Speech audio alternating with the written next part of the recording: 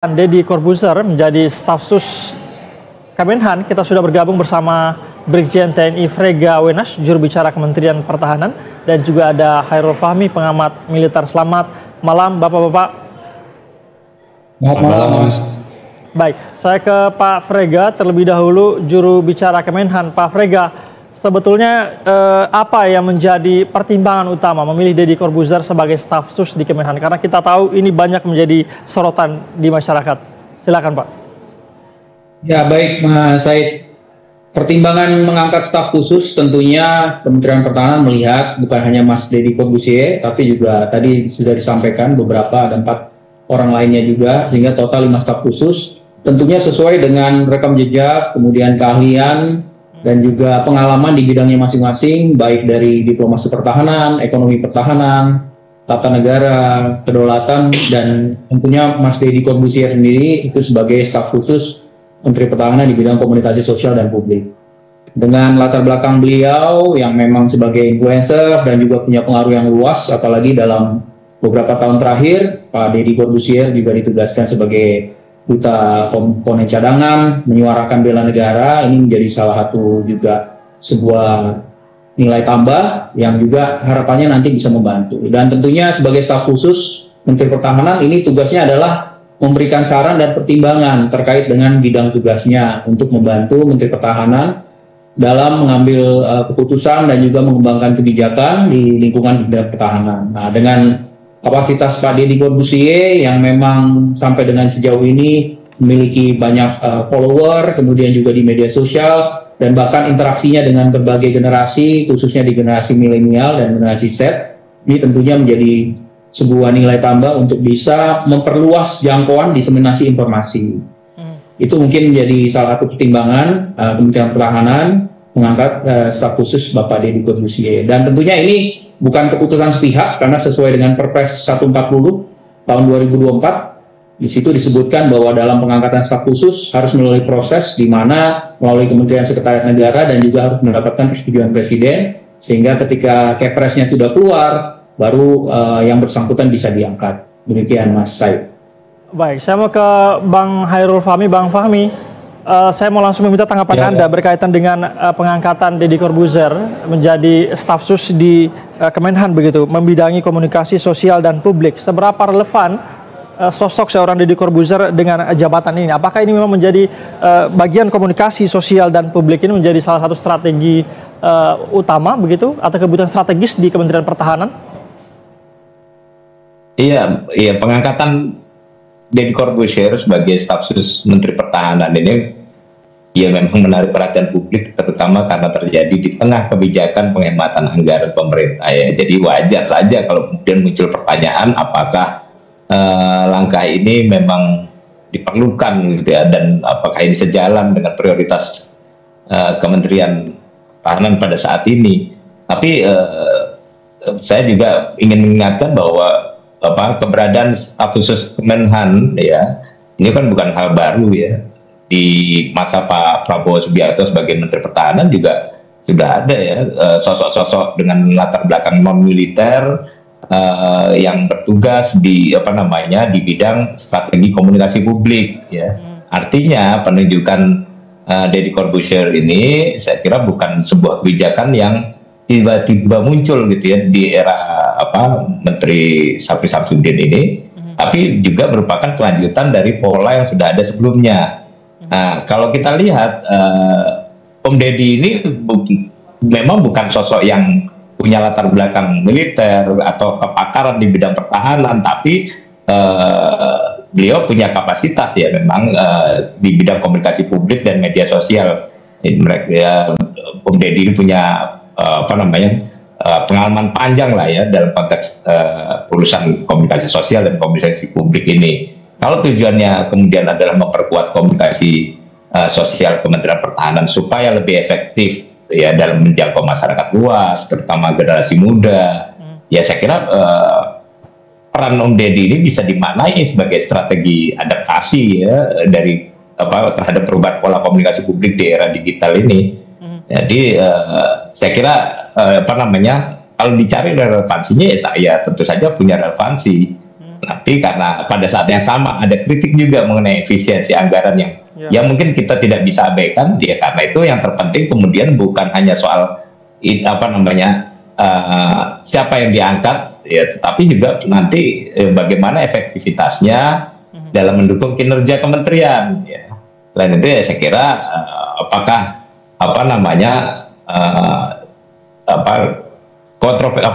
potensi-potensi kontroversi yang kontraproduktif terhadap citra dan kebijakan Kemenhan sebagaimana dikhawatirkan oleh banyak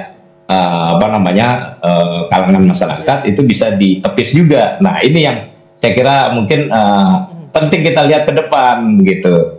Baik, Bang Fahmi, kita juga tentu akan membahas berkaitan dengan soal efisiensi itu, tapi kita belum masuk di situ, kita masih fokus kepada sosok Deddy Corbuzier ini. Saya mau ke Bang Frega. Bang Frega, bisa Anda jelaskan dulu mungkin terlebih dahulu seperti apa fungsi spesifik yang akan dilakukan, yang akan dikerjakan oleh Deddy Corbuzier di Kementerian Pertahanan ini sebenarnya?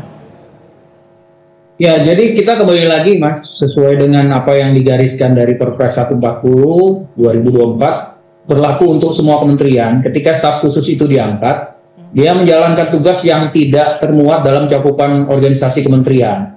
Sehingga dalam kapasitasnya Pak Deddy Corbuzier di bidang komunikasi sosial dan publik tadi, ada nilai tambah dari pengalaman dan rekam jejak Pak Deddy Corbuzier yang bisa dikontribusikan. Dan dalam kesehariannya, staf khusus ini kan dia memberikan saran, pertimbangan kepada Menteri Pertahanan terkait dengan bidangnya masing-masing. Tadi ada diplomasi pertahanan misalnya, Pak Sudrajat AS, Majen Purnawirawan, mantan Dubes, mantan Akan, kemudian juga ada Dr.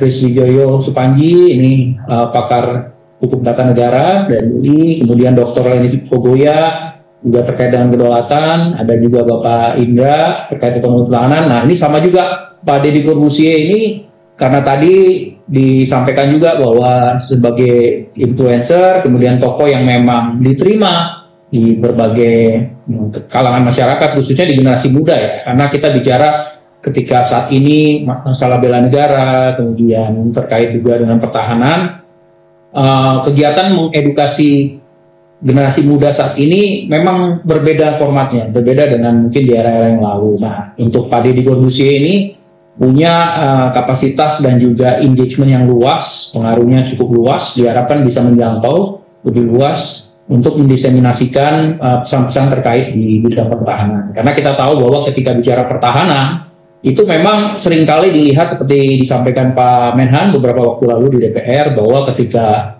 pertahanan itu dilihat memang sebagai sebuah intangible benefit. Ketika kita menjamin kedaulatan, keutuhan wilayah, dan keselamatan bangsa, ini proses yang tidak boleh berhenti selama 24 jam. Di bawah Kemhan ada TNI, ada Angkatan Darat, Laut, dan Udara. Namun, bukan berarti pertahanan itu hanya menjadi tugas pokok dari Kemhan, TNI, dan Angkatan, dalam arti bukan hanya sebagai angkat senjata dalam konteks fisik. Namun dengan perkembangan yang ada saat ini, itu kedaulatan sangat beririsan dengan bidang-bidang lain, ideologi, politik, ekonomi, sosial, budaya. Bahkan kita tahu dalam beberapa dekade terakhir itu budaya-budaya asing yang masuk tentunya. Nah, dengan edukasi melalui media sosial, generasi muda, baik generasi milenial, generasi Z, harapannya bisa ditumbuhkan kembali semangat nasionalismenya dengan pesan-pesan yang disampaikan nanti oleh Pak Deddy Corbuzier tentunya, karena sebagai staf khusus ini bukan jabatan struktural dan bukan jabatan karir, sehingga Pak Deddy Corbuzier tetap bisa melakukan profesinya sebagaimana mestinya. Dan tentunya kalau kita melihat bukan hanya pesohor seperti Pak Deddy Corbuzier yang diangkat di lingkungan kementerian, ada juga beberapa public figure juga yang diangkat oleh kementerian lain. Jadi ini sepertinya bukan hal baru, dan memang prosesnya sendiri tadi saya sampaikan bukan keputusan setiap, tapi ada proses administrasi di mana Kementerian Pertahanan harus mendapatkan persetujuan dari Presiden melalui Kementerian Sekretaris Negara, di mana dasarnya adalah Kepres. Sehingga apa yang dilakukan ini memang merupakan bagian dari organisasi, karena cakupan organisasi yang tidak terwadai, makanya diangkat staf khusus untuk membantu pemberian saran, pertimbangan, sehingga nantinya dalam pengambilan keputusan, pembuatan kebijakan Menteri Pertahanan bisa optimal untuk penguatan tadi pertahanan nasional, untuk menjamin kedaulatan dan keutuhan wilayah serta keselamatan bangsa Indonesia tentunya. Oke, Itu Mas baik, Said. baik Pak Frega, tadi Anda mengatakan bahwa pengangkatan ini bukan secara sepihak, sudah dibangun sejak lama, bahkan tadi Anda mengatakan sudah dikomunikasikan juga dengan Presiden Prabowo Subianto. Artinya Presiden Prabowo sudah menyetujui juga atau sudah menerima nama ini sebelum dilantik, nama Deddy Corbuzier? Ya, jadi kelima staf khusus itu bukan hanya Pak Deddy Corbuzier, diajukan bersamaan kelima staf khusus mulai dari Majen TNI Purnawirawan Sudrajat, kemudian Dr. Kris, Dr. Lenis Kogoya, kemudian Pak Indra dan Pak Deddy Corbuzier. Ini diajukan bersama-sama melalui Kementerian Sekretariat Negara, kemudian diajukan ke Presiden sehingga diterbitkan Kepres. Tentunya ini melalui persetujuan dan ini berlaku sama. Staf khusus yang ada di kementerian lain, baik itu kementerian koordinator ataupun kementerian, prosedurnya seperti itu. Jadi bukan hal yang berbeda, kita tetap memang mengikuti prosedur sebagaimana yang dicantumkan, diatur dalam Perpres 140 tahun 2024. Sehingga Kemhan selalu akan menghormati apapun itu peraturannya, perundang-undangannya, kita tetap akan mengikuti aturan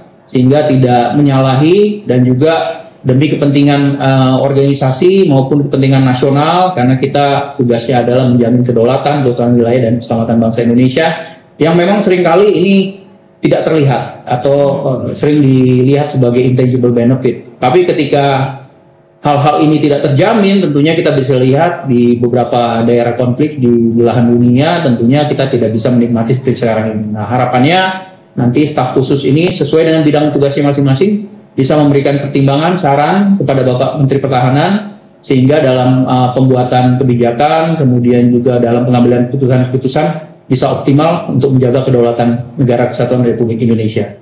Baik, sekarang saya mau ke Bang Fahmi. Bang Fahmi, menurut Anda seberapa krusial, seberapa strategiskah posisi yang diberikan kepada Deddy Corbuzier di Kemenhan saat ini? Berkaitan juga dengan Anda tadi sempat menyinggung soal efisiensi anggaran. Di tengah kementerian lembaga melakukan efisiensi anggaran, ada pengangkatan sejumlah staf khusus di beberapa kementerian dan lembaga. Tanggapan Anda seperti apa, Pak? Iya, salah satu alasan kenapa menteri itu butuh staf khusus ini kan karena fleksibilitasnya ya dalam mendukung kerja menteri secara langsung tanpa terikat oleh struktur birokrasi formal yang mungkin lebih rumit gitu ya. Nah, staf khusus ini berbeda juga dengan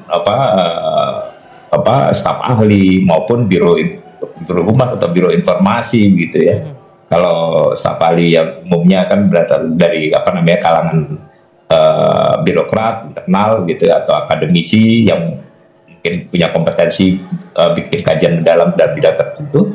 Nah, staf khusus ini punya fleksibilitas yang lebih tinggi ya untuk merespon isu-isu yang berkembang secara lebih cepat, kemudian bisa memberikan masukan langsung juga kepada menteri tanpa melalui jalur birokrasi yang panjang.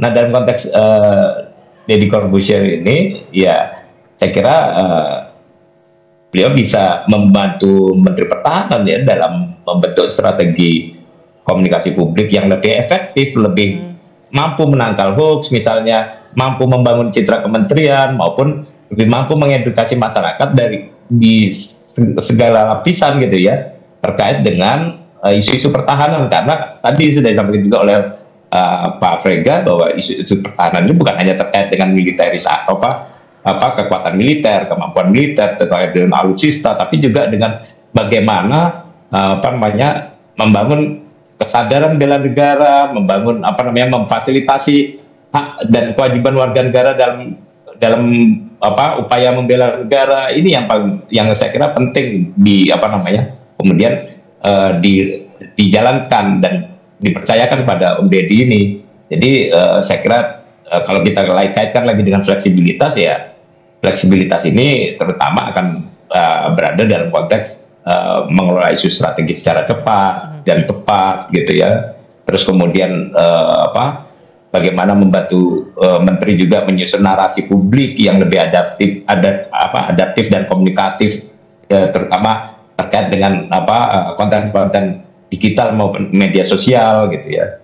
Kemudian juga menjadi jembatan antara kebijakan kementerian dengan persepsi publik supaya kebijakan yang terkait dengan sektor pertahanan ini bisa lebih mudah dipahami dan diterima masyarakat. Ini saya kira yang penting, apalagi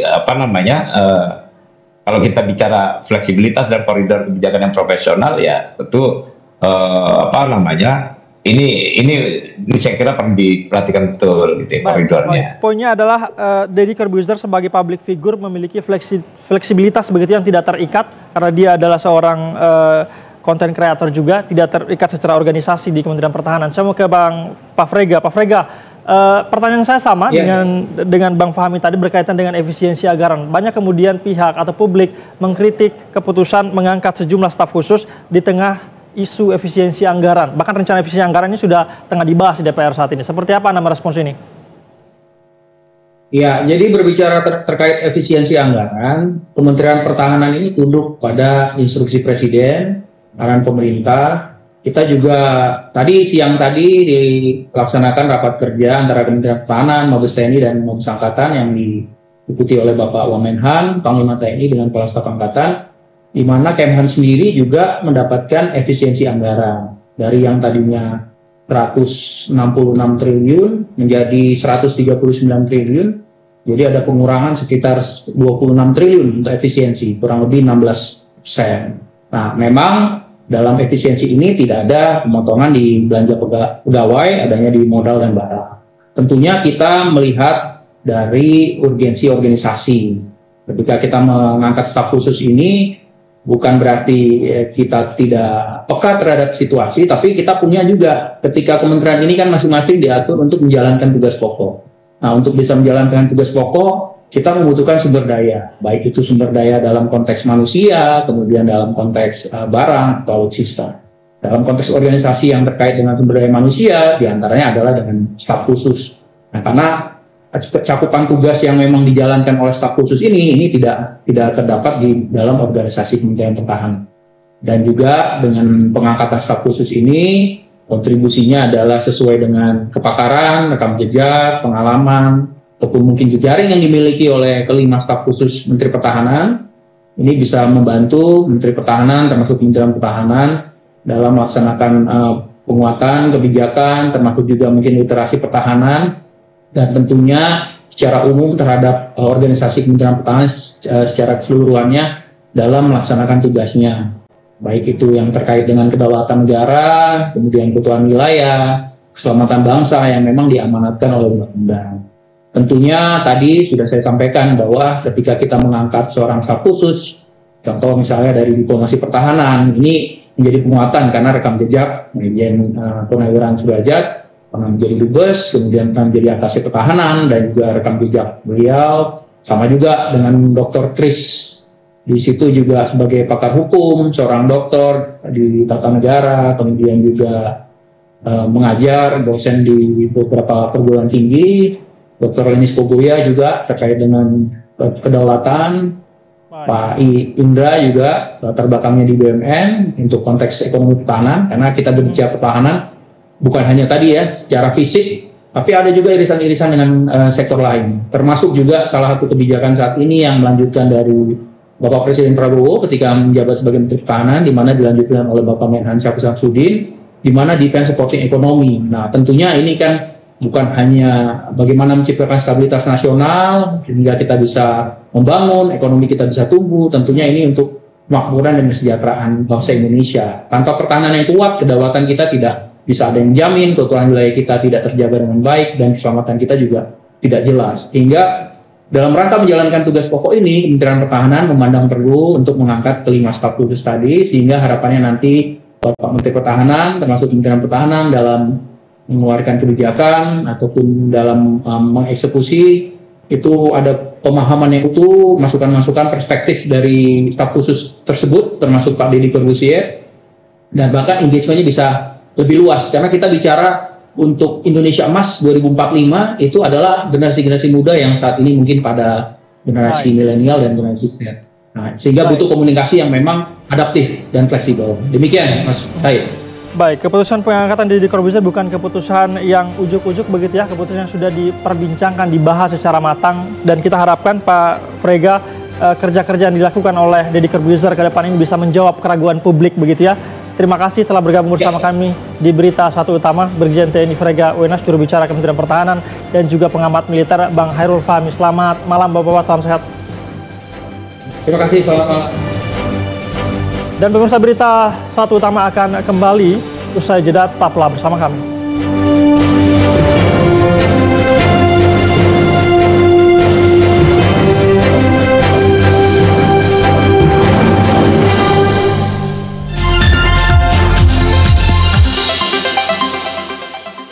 Berita 1 menghadirkan program-program yang menginspirasi, mulai dari informasi dalam negeri, meliputi peristiwa,